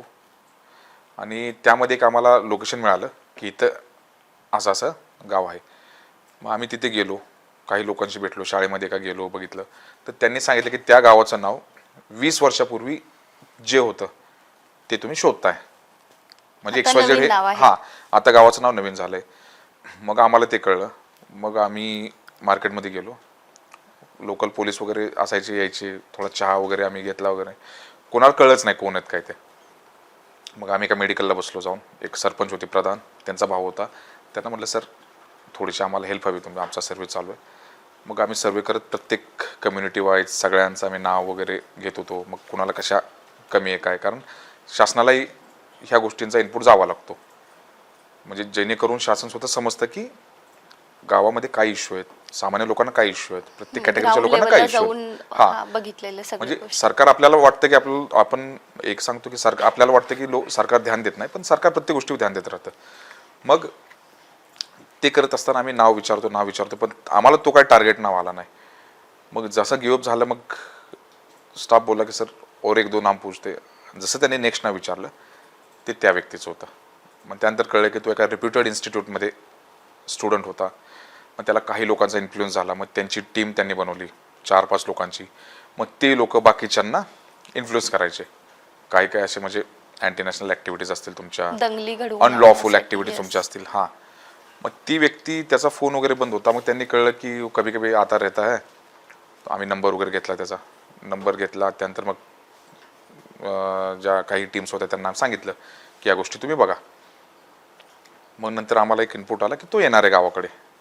मग जसा येणार आहे तर एक पूर्ण टीम त्याच्या पाठीमागच होती. त्यालाही माहीत नव्हतं. त्याच्यासोबत बसून रेल्वे चहा पीत बसलेली सगळी लोक. तो आला, उतरला स्टेशनवरून, त्याच्या गावाकडे निघाला. जवळपास 90 किलोमीटर होतं त्या लोकेशनपासून. आणि 40-50 किलोमीटर झाल्यानंतर हायवे सुरू झाला. मग त्या गाडीला ट्रेस करण्यात आलं आणि हायवे पुढं मागं बंद केला गेला. मग जशी गाडी थोडी थोडी पुढं गेली, पब्लिक नाही काय नाही, त्यावेळी मग पोलीस दलाने गाडी थांबवली, त्याला पकडला, नेला. पूर्णच्या पूर्ण ते मॉड्यूल बस झालं. आणि त्यांच्या भरपूर अशा काही काही कारवाई होत्या जे ते करणार होते, पण ते सुदैवाने झाल्या नाहीत. मग ह्या गोष्टीमध्ये असं राहतं की जो कवर घ्यावा लागतो तो, कारण कसं राहतं, आता पोलीस दलाचं सुद्धा आपण बघतो, पोलीस सुद्धा कधी जनरली असं हे करत नाहीत. पण पोलिसांचं कसं होतं, का सापडतात तर बोलण्याची भाषा किंवा एकदम डॅशिंगपणा जो राहतो, आणि प्रत्येकाला असं वाटतं की हा फोर्सचा माणूस आहे. मग ह्या गोष्टीची काळजी घ्यावी लागते. आणि सगळीकडे चालतं. आपण आणि सुदैवाने कसं काय, आपल्या ज्या वेब सिरीज आहेत त्याच्यामुळे प्रत्येकाला कळतं की हा कवरमध्ये होता. फॉर एक्झाम्पल श्रीकांत तिवारी, त्याचा मुलगा म्हणतो सर पप्पा आपका नाम क्या टायगर वगैरह था क्या. श्रीकांत तिवारी म्हणतो बेटा मैं इंटेलिजन्स में हूँ, किसी सर्कस में नहीं. असे किस्से म्हणजे. तर सर असं की जे तुमचे मिशन्स आहेत असे, याच्यामध्ये तुम्हाला जे लोकल लोक सपोर्ट करतात, जे एजंट असतात, तर त्यांच्या जीवाला धोका असतो का? जर पुढे जाऊन रिव्हील झालं की या व्यक्तीने मदत केली आहे, तर काहीतरी एक ऑर्गनायझेशन आहे त्याच्याकडून काही थ्रेट असतो? मी एवढंच सांगेन याच्यामध्ये की सिक्रेसी ही सगळ्यात मोठी पॉवर असते. जर सिक्रेसी तुमची लीक झाली तर गडबड होऊ शकते. त्यामुळे ही काळजी खूप घेतली जाते. आणि आपल्या देशामधल्या जेवढ्या एजन्सीज आहेत त्या खूप प्रोफेशनल आहेत. मग त्यात सगळ्याच एजन्सीज ज्याचं आपण नाव घ्याल त्यामुळे ती काळजी घेतली जाते. आणि दुसरं कसं राहतं की नॅशनल सिक्युरिटीसाठी तुम्ही भरपूर गोष्टी तुम्हाला कराव्या लागतात. आणि त्या गोष्टी करताना तुम्हाला प्रत्येक गोष्टीची काळजी घ्यावी लागते. आणि तसं आपण करतो, प्रत्येक देश करतो. म्हणजे आता मी काय एवढा मोठा नव्हे. फॉर एक्झाम्पल काय की जरी मी 7 वर्ष काम केलं असेल तरी अजूनही मला 0.01% पेक्षा जास्त माहीत नाही काहीच. आणि एवढ्या मोठ्या लेवलला ते कामं चालतात. आणि हे आणि आपण कसं म्हणतो की मला जर एक्झाम्पल द्यायचं म्हटलं तर सूर्यप्रकाश आपल्या येतो, आपल्या अर्थचं जे मॅग्नेटिक फील्ड असतं, आता अर्थचं मॅग्नेटिक फील्ड दिवसाला कितीतरी सोलर रेज आपल्यापासून वाचवतो, जे त्यांचे फ्लेअर्स येतात सगळे येतात. पण चुकून एखाद्या दिवशी फ्लेअर आतमध्ये आला अर्थमध्ये तर आपण बघतो कम्युनिकेशन स्टॉप होतो, सॅटेलाईट गडबड होते. तर तसंच ह्या सगळ्या एजन्सीचं काम चालू राहतं दिवस रात्र. दुर्दैवाने एखादा असा प्रसंग घडतो ज्याच्यामध्ये मग म्हटलं जातं किंवा फेल्युअर झालं, हे झालं, पण आपण हे बघत नाहीत की त्याच्या आधी 100-200 तुम्ही असे किस्से होण्यापासून रोखलेले आहेत. म्हणजे अगदीच IB नाही, रॉ किंवा आणखी आपल्या एजन्सीज आहेत, NIA, हे सगळं अगदी मोठ्या लेवलला काम सुरू असतं, पण जनतेला किंवा सामान्य लोकांना तितकीशी माहिती नसते. तुम्हाला हेच म्हटलं ना मॅडम की सिक्रेसी इतकी ठेवली जाते ते. आणि दुसरं कसं राहतं, लोकांना गोष्टी सांगितल्या तर लोक पॅनिक होतील. आणि सगळ्यात महत्त्वाचं काम प्रत्येक एजन्सीचं असतं की आपल्या देशाची स्टॅबिलिटी महत्त्वाची राहिली पाहिजे आणि कॉन्स्टिट्युशनल ऑर्डर तशीच राहिली पाहिजे. त्यामुळे ते अहोरात्र काम करतात. पण सर असं नाही का की एखादं इंटेलिजन्स फेल्युअर असेल तर लोक असे की एजन्सीला ब्लेम करू लागतात, ट्रोल करू लागतात, तर ते कुठं चुकीचं नाही आहे का? आता कसं की लोकांना जिथं अपेक्षा असतात, त्यांना वाटतं आमच्या अपेक्षांचा भंग झाला तर तो ट्रोल करायला लागतोच. आणि त्या प्रत्येकाला तुम्ही रिस्पॉन्स नाही देणार, कारण का ते सुद्धा तुमचे नागरिक आहेत. हो, बरोबर. तर त्यांच्या जीवाची तेवढी व्हॅल्यू आहे जेवढीच की जे लोक तुम्हाला सपोर्ट करतात. त्यामुळे ही जनता आहे आणि सगळ्यात महत्त्वाचं काय आहे की फ्रीडम ऑफ एक्सप्रेशन आपल्याला संविधानानं दिलेलं आहे. हो. तर त्यामुळे ते सुद्धा आपण अबाधित राखतोय, त्याची सुद्धा आपण प्रोटेक्शन करतोय. त्यामुळे लोकांना त्रास होतो तर लोक बोलतीलच, आणि जेव्हा लोक बोलतील तेव्हा तर आपली डेमोक्रेसी स्ट्रॉंग राहील ना. बरोबर. सर, असा कोणता किस्सा आहे का की ज्याच्यामध्ये तुम्हाला खूपच असं थ्रिलिंग वाटलं, खूप भीती वाटली, असं काही आहे? एक तर किस्सा सांगेन की एक असाच एका सेन्सिटिव्ह ठिकाणी काही काम होतं आमचं. तर अराऊंड 1.5-2 महिने आम्ही चहाचा गाडा वगैरे लावून काम केलेलं. पण त्यावेळी रिस्क अशी होती की त्या गाड्याच्या साईडलाच एक टेंट वगैरे टाकून तिथंच राहायचो, बघायचो म्हणजे सगळ्या तुमचं गोष्टी. आधीचं स्किल चहा विकायचं मी तुम्हाला अजूनही इथं चहा खूप कामाला चांगला आलं, बनवतो, म्हणजे आय एम कामी प्राऊड ऑफ आलं. इट. हो. हा, कारण घरी गेस्ट आले कोणी आले तरी मी चहा मीच बनवतो. कारण मला माहिती आहे आईने चहा चुकीचा बनवला तर आमची भांडणं होतात, कारण चहाच्या बाबतीत कॉम्प्रोमाइज नाही. तर तिथंही ते केलं. पण कधी कधी असं व्हायचं की आम्हाला वाटायचं की आम्ही एक्सपोज झालो, कारण एक्सपोज ज्या मोमेंटला झालो त्या मोमेंटला पळण्याशिवाय ऑप्शनच नाही. तर असे किस्से त्यावेळी व्हायचे आम्हाला, आणि ज्यावेळी आम्हाला भीती वाटायची ना तर त्यावेळी आम्ही बॅक ऑफ करायचो. आणि दुसरा असा झालं की त्या लोकेशनमध्ये आता जसं की आपल्या इथे इलेक्शन्स होतात, तर सगळ्यात जबरदस्त इलेक्शन जे होतात ना हे आपल्या ग्रामपंचायतीचे असतात. लोकसभा, विधानसभा ह्याला अजिबात हंगामा होत नाही तेवढा. तर त्या ठिकाणी ग्रामसभेचे असे ग्रामपंचायतीचे इलेक्शन होते. तर त्या इलेक्शनमध्ये का पोलीस टीमवर मी गेलेलो. तर तिथे लोकांनी पेट्या पळून निघून चाललेले, मतदानाच्या पेटी. मतदानाच्या पेट्या पळून चाललेले. पोलिसांची गाडी बघून तिथं ते आपल्या 2x2 बोरच्या बंदुकीने थाड फायरिंग सुरू झालं गाड्यांवर. मी मागं बसल्यावर माझा पहिलाच एक्सपिरियन्स होता. मी ड्रायव्हरला शिव्या घातल्या, भाई म्हटलं गाडी वापस कर, जा रे जाने, पण वापस लेलो. सुदैवाने परत बाकी बॅकअप आला, त्यांनी बघितलं, पण आम्ही तिथून निघून गेलो. ओके. हां, मग आणि दुसऱ्यांदा असं झालं की ज्यावेळी आम्ही ऑफिसला होतो तर संध्याकाळी तिथे एक हल्ला होण्याचा एकदा प्रयत्न झालेला त्या लोकेशनवर. पण जसं ते कळलं SP सरांशी बोलून आम्ही लगेच सिक्युरिटी तिथे लावून घेतली. व्हायचे असे किस्से, कारण कसं राहतं की तुम्ही काम करत राहता तर ज्या इंटरनॅशनल ॲक्टिव्हिटीज असतील किंवा जे चाहू इच्छित नाहीत की बाबा देशामध्ये शांती राहावी, तर त्यांच्यासाठी तुम्ही दुश्मनच आहात. इव्हन आपलं पोलीस दल म्हणा, प्रशासन म्हणा, त्या लोकांच्या नाकात खुपणार. मग व्हायचे असे किस्से व्हायचे, पण प्रोटेक्ट करायला पण आपला देशच आहे ना. हो. तर त्यामुळे कधी एवढी भीती वाटली नाही.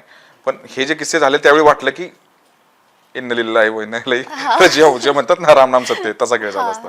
तर आम्ही गाडी घेऊन गेलो, समोर बघतोय तर मतपेट्या पळून चाललेले लोक, वाद चाललेले, आणि धडाधड गोळ्या चालू होत्या दोन्ही साईडने. तो माझ्या आयुष्यातला पहिला एक्सपिरियन्स होता. ते बघून मी घाबरलेलो. थ्रिलिंग अगदी. थ्रिलिंग नाही, वाट लागलेली माझी. कारण गेलो, चुकून गोळी लागली, काय झालं तर शेवटी जीव जाणारच आहे ना तुमचा. बरोबर. मग त्यावेळी आम्ही म्हटलं गाडी पाठीमाग घ्या. इमिजिएटली आम्ही पोलीस दलाला, कंट्रोल रूमला इन्फॉर्म केलं असं सुरू आहे. आणि सुदैवाने काय की पेट्रोलिंग व्हेकल कंटिन्यूस चालू होत्या, तर लगेच आले पोलीस, दोन्ही गटांना शांत केलं, त्यांच्याकडून सगळ्यांकडून हत्यारं घेतली, ज्यांनी गोळ्या चालवल्या त्यांच्यावर गुन्हे टाकले, मतपेट्या परत दिल्या, आणि तो लकीली तो इन्सिडेंट शांत झाला. त्यानंतर मी म्हटलं की परत एवढी रिस्क घ्यायची नाही कधी. सर, आणखी काही किस्से आहेत असेच? आणखी अजून एक असा एक किस्सा आहे ज्याच्यामध्ये ऑब्व्हियसली मी काही नाव घेऊ शकत नाही.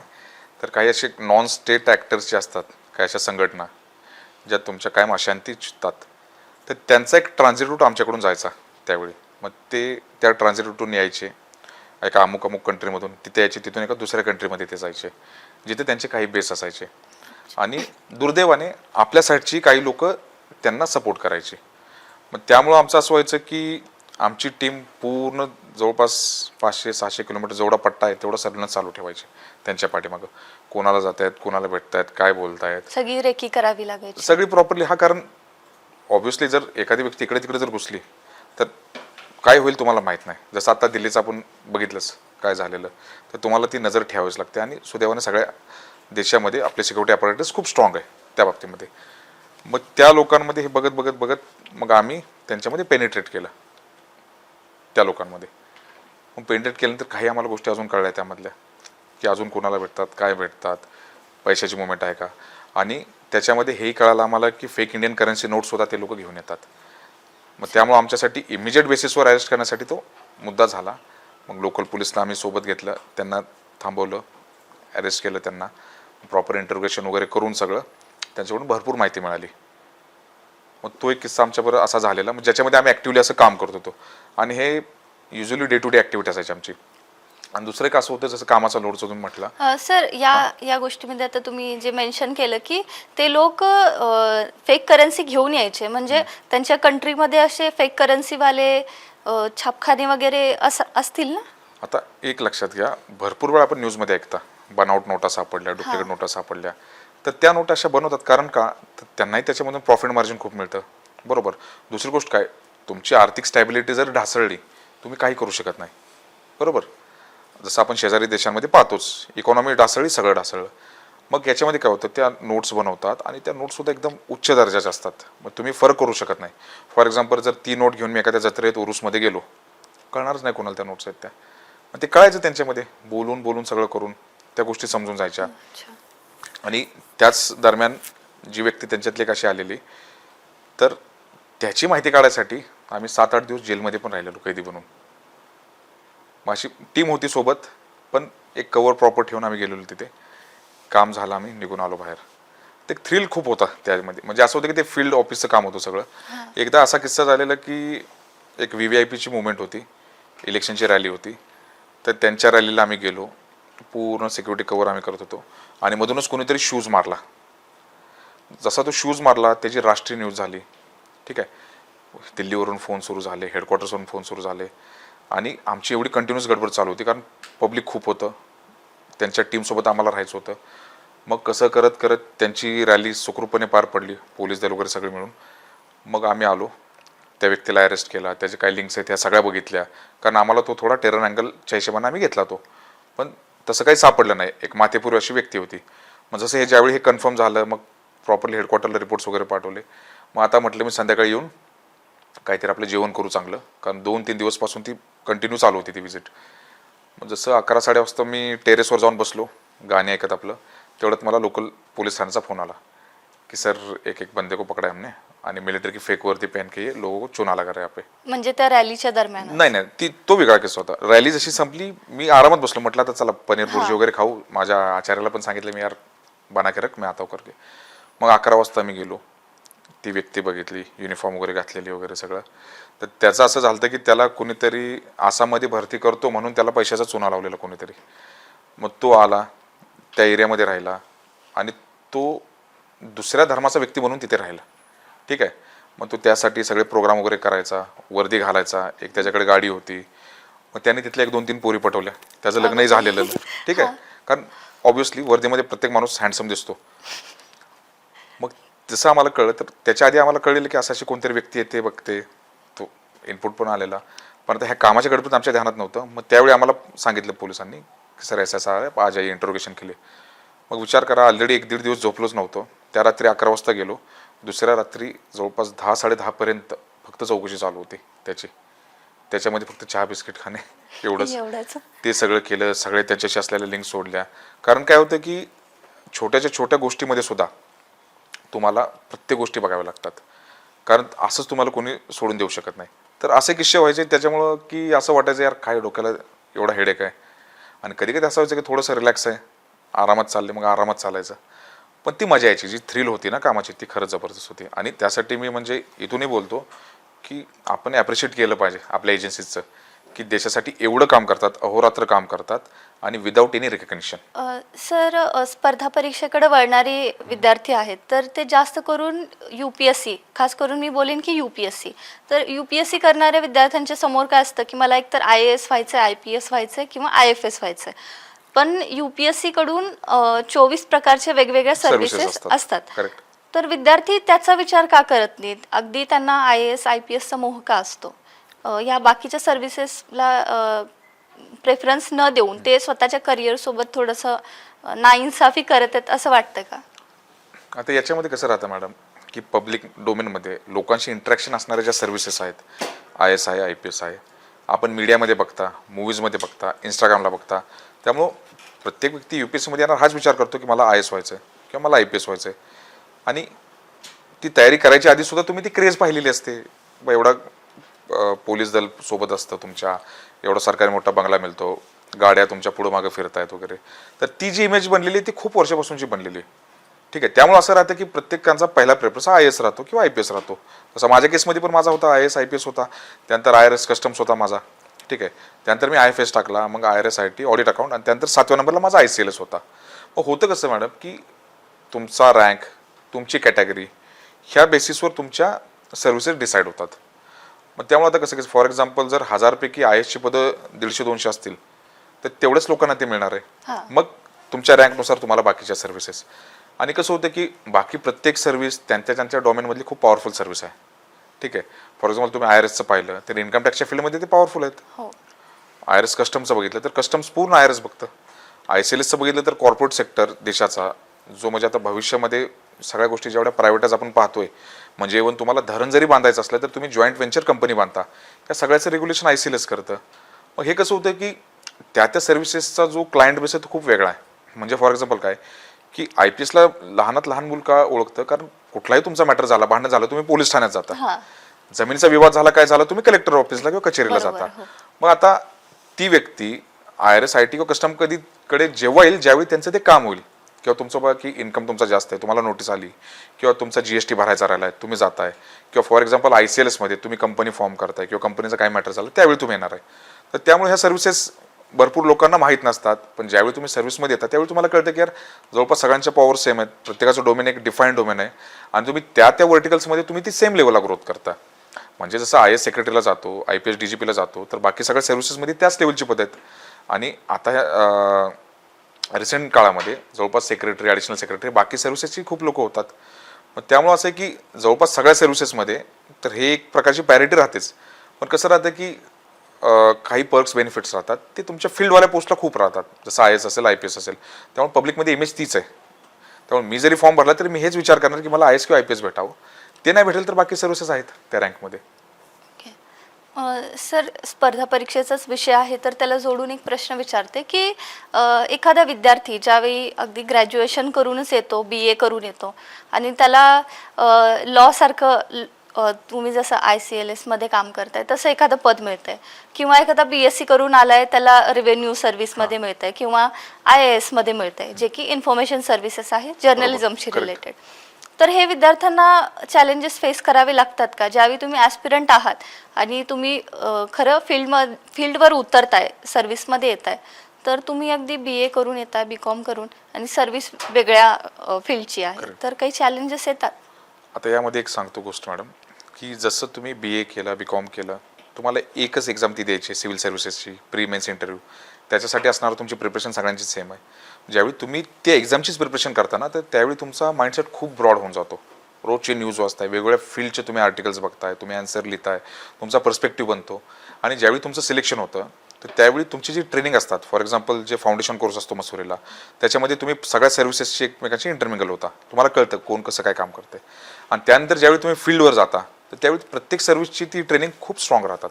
फॉर एक्झाम्पल आमच्या सर्व्हिसमध्ये माझं जवळपास 18 महिन्याचं ट्रेनिंग झालं, तर त्याच्यामध्ये लेडी श्रीराम कॉलेजचं आम्हाला कॉमर्सचं पूर्ण मॉड्यूल होतं, आणि जे की इंडियातलं टॉपचं कॉलेज मानलं जातं. दुसरं national law school, university Bangalore, तिथं आमचे पोस्ट ग्रॅज्युएट डिप्लोमा झाला.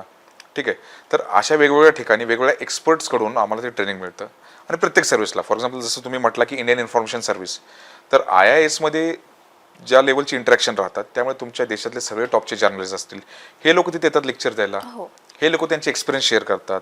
जसं तुम्ही इन्कम टॅक्सचं म्हणाला, खूप सीनियर लोक येतील, चार्टर्ड अकाउंटंट येतील. मग त्यामुळे काय होतं की त्या 18 महिने 2 वर्षाच्या ट्रेनिंगमध्ये ना तुम्हाला प्रॉपरली मोल्ड केलं जाते त्या सर्व्हिसेससाठी. आणि त्यानंतर मग ज्यावेळी तुम्ही फील्डवर येता, मग तुमच्याकडे ऑलरेडी ट्रेनिंगचं बॅकग्राऊंड असतं, आणि फील्डवर येताना वेगवेगळ्या केसेसनुसार मग तुम्ही ते शिकत जाता. त्यामुळं असा एवढा अडचण याचं काही काम नसतं. आता माझं कसं, मी BSc बायोटेक केलं. तुम्ही जसं सांगितलं की तुमचा फर्स्ट प्रेफरन्स जो होता तो IAS आणि IPS होता, तर त्या सर्व्हिसेस तुम्हाला नाही अलॉट झाल्या. आता तुम्ही ICLS मध्ये काम करताय, तर हे काम कसं आहे नेमकं, तुम्हाला कसं वाटतंय आता? पहिलं तर असं की जसं तुम्ही म्हटलं IAS IPS नाही मिळालं, मी नेक्स्ट अटेम्प्ट पण दिलेला, एक मेन्स दिली, त्यानंतर मी स्टॉप केलं, कारण ऑलरेडी मी IPचे 7 वर्ष केलेले, परत आता हे 2-3 वर्ष, मग माझे 10 वर्ष झाले, म्हणजे मी कितीतरी सिनियरिटी लॉस केली असते जर परत एक्झाम द्यायची असते तर. दुसरं काय की ICLS बद्दल, तर ही सर्व्हिस 2008-9 पासून सिव्हिल सर्व्हिसेसमध्ये आली.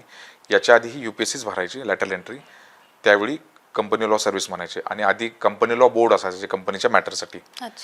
मग आता कसं की ॲज ऑफ नाऊ देशामध्ये कॉर्पोरेट सेक्टरचं रेग्युलेशन हे companies act, LLP act, IBC act हे करतात. तर त्यापैकी कंपनीज ॲक्ट आणि LLP ॲक्टचं पूर्ण रेग्युलेशन हे ICLS सर्व्हिस करते. रेग्युलेशन म्हणजे असं की रूल्स बनवणे, त्यांची शिक्षा देणे, पेनल्टीज लावणे, या सगळ्या गोष्टी कंपनीजवर, पूर्ण कॉर्पोरेट सेक्टर. मग कंपनीज असतील, त्यांचे डायरेक्टर्स असतील, त्यानंतर तुमचे CFOs असतील, की मॅनेजरल पर्सन्स.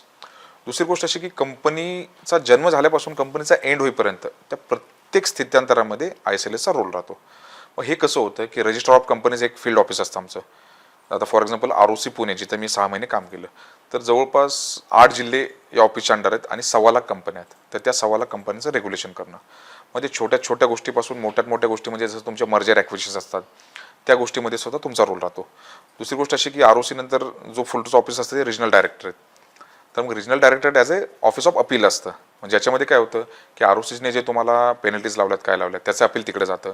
दुसरं मर्जर ॲक्विजिशनची authorities register of regional director राहतात आणि रिजनल डायरेक्टरचा एरिया खूप मोठा असतो. जसं आमचं मुंबईचं ऑफिस आहे तर ते महाराष्ट्र, गोवा, दमण, दीव ह्या 3 लोकेशनसाठी आहे आणि 6.5 लाख कंपन्या जवळपास आमच्या ऑफिसच्या अंडर आहेत. मग ते कॉर्पोरेटचा एवढा प्रचंड लोड त्याच्यामध्ये आहे. आणि दुसरं काय राहतं की जसं गव्हर्नमेंट ऑफ इंडियाचं, प्राईम मिनिस्टर ऑफ इंडियाचं हे जे एम आहे की ईज ऑफ डुईंग बिझनेस, म्हणजे आपण प्रत्येक जी बिझनेस करणारी एंटिटी आहे तर त्या एंटिटीला कुठलाही त्रास नव्हता काम झालं पाहिजे हे आपल्या गव्हर्नमेंटचं आहे. म्हणजे मिनिमम गव्हर्नमेंट मॅक्झिमम गव्हर्नन्स. मग ते काम करण्यासाठी सुद्धा ह्याचा खूप मोठा यूज राहतो. आता जर तुम्हाला म्हटलं की इंग्लंडसारख्या देशामध्ये सुद्धा इतक्या कंपन्या आहेत, इंडियापेक्षा जास्त आहेत, मग विचार करा की इंडियाचं पोटेन्शियल केवढं मोठं आहे. आणि दुसरी गोष्ट कशी की तुम्ही तुमचा बिझनेस जर प्रोप्रायटरशिप म्हणून वाढवत असाल तर त्याचं एक लिमिट आहे, LLP म्हणून वाढवत असाल तर त्याचं एक लिमिट आहे. पण ती जर बिझनेस तुम्हाला खूप मोठा करायचा असेल तर तुम्हाला कंपनीशिवाय पर्याय नाही. मग तो भारताचा आता कॉर्पोरेट सेक्टरकडे जे वळणारं पाऊल आहे, जे फ्युचरमध्ये होणारं जे प्रायव्हेटायझेशन आहे ते सगळं करण्याची जबाबदारी ISLS या सर्व्हिसवर आहे. त्यामुळे त्या सर्व्हिसेसला खूप साऱ्या पॉवर्स दिले गेलेले आहेत, खूप साऱ्या जबाबदाऱ्या दिल्या गेलेल्या आहेत, क्वासी ज्युडिशियल जबाबदाऱ्या आहेत त्यामध्ये. इव्हन भरपूर वेळा NCLT जे कोर्ट आहे आपलं, हाय कोर्ट आहे, याच्यामध्ये युनियन ऑफ इंडियाला, भारत सरकारला हेच अधिकारी रिप्रेझेंट करतात. कोर्टचे काही मॅटर्स आम्ही प्रेझेंट करतो त्यामध्ये. तर ह्या जे म्हणतात सनराईज सेक्टर जे आपण म्हणतो की वाढणारी सर्व्हिस आहे फ्युचरमध्ये, डोमेन खूप मोठे होत आहेत, खूप एक्सपांड होत आहेत आणि या सर्व्हिसेसमधला एक्सपर्टाईजचा फायदा हा खूप मोठ्या प्रमाणात गव्हर्नमेंटला होतो, देशाला होतो. आणि दुसरी गोष्ट अशी की एक्झिट ऑप्शन्स म्हटले तरी 8-10 वर्षानंतर सुद्धा तुम्हाला भरपूर कॉर्पोरेट्स तुम्हाला बोलवायला रेडी असतात. कारण तुम्हाला एवढं नॉलेज आहे, कंपनीज ॲक्टचं नॉलेज आहे, तुम्ही ऑलरेडी ॲज अ रेग्युलेटर म्हणून काम केलेलं आहे. तर त्यामुळे कुठं ना कुठं ही सर्व्हिस तुमच्या सगळ्या अपेक्षा पूर्ण करते. त्यामुळे मला हे ज्यावेळी ISLS मिळालं तर त्यावेळी मी विचार केला एकच अटेम्प्ट देईन, परत ISIPS मिळालं तर ठीक, अदरवाईज मी त्याच्यामध्ये राहीन. आणि सुदैवाने आता महिन्यात माझं परत प्रमोशन होऊन जाईल आता. अच्छा, अभिनंदन सर. Thank you very much. तुम्ही आता कोर्टचा उल्लेख केला, तर लॉ आहे म्हणजे कोर्ट तर असणारच. हां. तर त्या कोर्टातले काही किस्से आहेत? कोर्टातले किस्से असे राहतात मॅडम की भरपूर मर्जरचे वगैरे मॅटर्स येतात, कंपनीचे मॅटर्स येतात. तर त्यामुळं त्यावेळी तुमच्यासमोर एकदम दिग्गज वकील असतात ज्यांना 30 वर्षाचा एक्सपिरियन्स, 40 वर्षाचा एक्सपिरियन्स, 5-5, 10-10 लॉयरची टीम थांबलेली असते. मग त्यावेळी आता एका मॅटरमध्ये असं झालेलं की सेक्शन 8 कंपनी ज्या असतात तर त्या सेक्शन 8 कंपनीमध्ये मेंबर ऑफ MOA आणि AOA. तर MOA मध्ये वेगवेगळे क्लॉज आहेत, जसं नेम क्लॉज, ॲड्रेस क्लॉज. ठीक आहे, हे क्लॉज म्हणजे काय की त्याच्यामध्ये तुम्हाला बदल करायचा असेल ना तर तुम्हाला खूप सारे अप्रूव्हल लागतात. मग असं एका कंपनीनं विदाऊट सेंट्रल गव्हर्नमेंटचा अप्रूव्हल घेता काही गोष्टी चेंज करण्याचा प्रयत्न केला. मग त्यांना त्यांचं जे कॅपिटल आहे ते कमी करायचं होतं. मग त्याच्यासाठी कोर्टामध्ये खूप तगडी बाजू समोरच्या पार्टीने मांडली. त्यांनी वेगवेगळे अपील्स दिले, हे सगळं दिलं. मग त्यावेळी मी ज्यावेळी त्याच्यामध्ये आलो हिअरिंगसाठी, मी सिम्पली ॲक्ट ओपन केला आणि मला एका सिनियर लॉयरनं सांगितलेलं ज्यावेळी तुम्हाला कन्फ्युजन होईल ना, ॲक्ट ओपन करा आणि वर्ड बाय वर्ड वाचा. मी तो ॲक्ट वर्ड बाय वर्ड वाचवला. मग त्याच्यामध्ये मी सांगितलं की सर, नॉर्मली कंपनीचं कॅपिटल जे रिडक्शन असतं ते कंपन्या करू शकतात, पण ही सेक्शन 8 कंपनी आहे आणि सेक्शन 8 कंपनीमध्ये सेक्शन 8 कंपनीला असणारे रूल लागू होतील आणि त्यानंतर हे जनरल रूल लागू होतील. म्हणजे आपल्या तर एक लॉचा एक मॅक्झिम आहे की जनरल रूल आणि स्पेसिफिक रूल, याच्यामध्ये स्पेसिफिक रूल्स किंवा स्पेसिफिक ॲक्ट्स हे अप्लाय होतात. तर त्यावेळी मग मी तो स्टान्स तिथे घेतला की सेक्शन 8 कंपनी नसती तर याच्यामध्ये त्या कंपनी स्वतःच्या मर्जीने रिडक्शन करू शकत असते. कॅपिटल रिडक्शन म्हणजे की मी 1 कोटीचं कॅपिटल दिलं तर मला 50 लाख करायचं आहे. पण हे सेक्शन 8 असल्यामुळं यांना केंद्र सरकारची परमिशन घेणं भाग आहे. सुदैवाने ती आमच्या बाजूने त्याचा निकाल लागला. पण हे बघत असताना मला कळलं की फक्त UPSC करून सिलेक्शन होऊन सर्व्हिसमध्ये येणं ही काही मोठी गोष्ट नव्हे, तेवढंच इनफ नाही आहे. त्याच्यापेक्षा तुम्हाला अजून करावं लागेल. कारण का, ज्यावेळी एवढे दिग्गज लॉयर तुमच्या समोर असतात आणि मी त्यांचा आदर करतो कारण त्यांचं नॉलेज आहे, त्यांचा एक्सपिरियन्स आहे, पण त्यांच्यासमोर टिकायचं असेल तर तुम्हालाही वाचावं लागतं. आणि आमचे भरपूर सिनियर म्हणतात की ऑफिस टाईम नंतर सुद्धा तुम्हाला 3 ते 4 तास स्टडी करावाच लागतो. त्यामुळं जरी घरी गेलं तरी मला तो आजही कॉन्स्टंटली स्टडी करावा लागतो. आणि जवळपास प्रत्येक सर्व्हिसमध्ये आहे. फक्त ICLS मध्येच असं नाही, IS वाल्यांनाही करावं लागतं, IPS वाल्यांनाही करावं लागतं, आम्हालाही करावं लागतं ते. म्हणजे तुम्ही सर्व्हिसमध्ये आलात तर फक्त झालं नाही, तुम्हाला पुढं पण अभ्यास करावा लागतोय किंवा चॅलेंजेस खूप सारे फेस करावे लागतात अगदी ग्राउंड लेवलला काम करताना. बरोबर मॅडम. आणि कसं राहतं की ज्यावेळी तुमच्याकडे नॉलेज असेल ना, त्यावेळी समोरचा माणूस तुम्हाला मामू बनवू शकत नाही. हो जर तुमच्याकडे नॉलेजच नसेल, समोरचा माणूस येईल काही बोलेल, तुम्ही फक्त होला होच म्हणणार आहे. हो. आणि जसं सुरुवातीला मला काही गोष्टी माहीत नसायच्या, समोरची व्यक्ती जी मला बोलायची ना ती मी कागदावर लिहून ठेवायचो. कुठला सेक्शन वापरला लिहिला, हे लिहिला ते लिहिला. मग मी म्हणायचो की परत आपण भेटू. मग त्यावेळी मग मी जाऊन परत स्टडी करेन, मग त्यावेळी बोलेन त्यांना. मग असं करत करत करत मग कळायला लागलं की समोरची माणूस आपल्याला कसा फिरवण्याचा प्रयत्न करतोय आणि त्याच्यामध्ये आपलं नॉलेज आपल्याला किती कामाला येतंय. हां. तर आता मी शेवटच्या प्रश्नाकडे येते. Yes ma'am. तर तुम्ही इतक्या वर्षांचा तुमचा स्ट्रगल होता आणि त्याच्यातून तुम्ही ही पोस्ट मिळवली, आता छान काम करताय, म्हणजे थोडक्यात सगळं अचीव केलंय. पण कधी असं वाटतं का की काहीतरी राहून गेलं? याच्यामध्ये एक गोष्ट अशी आहे की मला वाटते कदाचित पप्पा जिवंत असताना जर ह्या गोष्टी झाल्या असत्या, UPSCचा रिझल्ट आला असता, तर मला वाटतं की आज मला समाधान वाटलं असतं की माझे पप्पा हे बघून तरी गेले. बाकी राहिली गोष्ट तुम्ही म्हणता अचिव्हमेंटची, तर जिथून मी आलो तिथं माझ्यासाठी प्रत्येक गोष्ट अचिव्हमेंटच आहे. मला ही सर्व्हिस मिळाली तीही माझ्यासाठी अचिव्हमेंट होती, IB आलो तेही अचिव्हमेंट होतं. फक्त एकच होतं की अचिव्हमेंट घेताना मला एवढं होतं की आपल्याला आपला हॉरिझॉन फक्त वाढवायचा आहे. आणि लहानपणी जसं प्रत्येकाला म्हणतात लोक की अंथरूण पाहून पाय पसरावे वगैरे, तर मलाही असे एकदा बोललेले माझे काही लोक. मी म्हटलेलं आता पाय पसरला तर अंथरुणाचा विचार करायचा नाही आता. त्यामुळे ज्या गोष्टी येतील ते मी अचिव्हमेंटच मानतो आणि देवाचा आभार मानतो मी की एवढ्या गोष्टी माझ्यासोबत घडतात लाईफमध्ये. सर आता तुम्ही बघताय की जी युवा पिढी आहे ती अगदी UPSC MPSCच्या मागे धावतीये, तयारी करते. तर या युवा पिढीसाठी, ॲस्पिरंटसाठी खास करून काही मोटिवेशन द्याल, काही मोटिवेशनल लाईन्स? एक मी कविता लिहिली, दोनच माझे लाईन आठवतात की का असावे निराश जर समोर असेल विनाश अशी. तुम्ही कविता पण लिहिता? हा, स्कूल टाइम पासून लिहितो मी. अच्छा. तर ती हॉबी डेव्हलप केली तुम्ही पुढे ती जाऊन? हॉबी UPSCच्या माझ्या डॅफ मध्ये पण ती होती, डिटेल ऍप्लिकेशन फॉर्म मध्ये अच्छा. कवितेची हॉबी होती. प्लीज सर मग ती कविता ऐकवाल तुम्ही? हो, मी 1 मिनिट ओके. लगेच ऐकवतो. ही कविता खूप दिवसांपूर्वी लिहिलेली, अच्छा. ज्यावेळी माझं प्रिलिम्स फेल झालेलं. तर कविता अशी की योद्धा या नावाने लिहिली ती. का असावे निराश जर समोर असेल विनाश, का असावे उदास जर संपला असेल अवकाश, का निघावा संताप जर झाला असेल मनस्ताप, का डोळ्यात यावे पाणी जर शाबूत असेल वाणी, का वाटावी भीती जर अढळ असेल नीती, का सुटावा धीर जर मन असेल खंबीर, का संशय येई मना जर निखळ असेल भावना, का माघार घ्यावी मी सुद्धा जर देवाने मला बनवले असेल योद्धा. खूप छान आहे सर. Thank you ma'am. खूप छान. तर इतक्या छान कवितेनंतर आता प्रश्नच उरला नाहीये, कारण या कवितेमध्ये अगदी तुमचं स्ट्रगल, मोटिवेशन सगळ्याचा कोर आलेला आहे. थँक्यू. तर या पॉडकास्टमध्ये एक खास सेगमेंट असतो शेवटचा, रॅपिड फायर, ज्याच्यामध्ये मी तुम्हाला एक शब्द देईन ठीक. किंवा एक वाक्य देईन, ज्याच्याबद्दल तुम्ही एका वाक्यामध्ये किंवा एका शब्दात उत्तर देऊ शकता. ठीक आहे. टाइम किती मिळणार आहे मला? अगदी काही सेकंदात द्यायचे. ठीक आहे. पहिला प्रश्न आहे तुमच्यासाठी. वडील. सब कुछ. सर्वात मोठी ताकद. आई. आवडता छंद. Poetry and mimicry. मिमिक्री पण. मिमिक्री करतो मी. ओके. तुम्ही सर मेन्शन केलेलं की UPSCचा जो तुमचा इंटरव्ह्यू हो. फॉर्म होता त्यात पण त्याच्यामध्ये mimicry. माझी हॉबी मिमिक्री होती, मी केलेली पण. आता करून दाखवू शकता? सचिन तेंडुलकरची एक छोटीशी दाखवेन मी. ओके. तर सचिन तेंडुलकरला असं विचारलं जातं की कसं तुम्हाला ऑस्ट्रेलियामध्ये खेळताना वाटलं, तर सचिन तेंडुलकर त्यांची एक टिपिकल टोन आहे थोडीशी ओके. की While I was playing in Australian fields, I didn't know how McGrath was bowling, how Shane Warne was bowling. I went and I slept and I just thought कि no, tomorrow I have to win this match for my country. हा सचिन तेंडुलकरचा होता. आणि एखाद्या movie ऍक्टरची म्हटलात तर? Movie ॲक्टरची म्हटलं तर ज्यादा तर मी नाना पाटेकरचाच करतो. तर आता त्याच्यासाठी थोडा आवाज वाढेल माझा. ठीक आहे, हरकत पहिलाच नाही त्याचा सर. dialogue हो होता. हो चालेल. आ गए मेरी मौत का तमाशा देखने.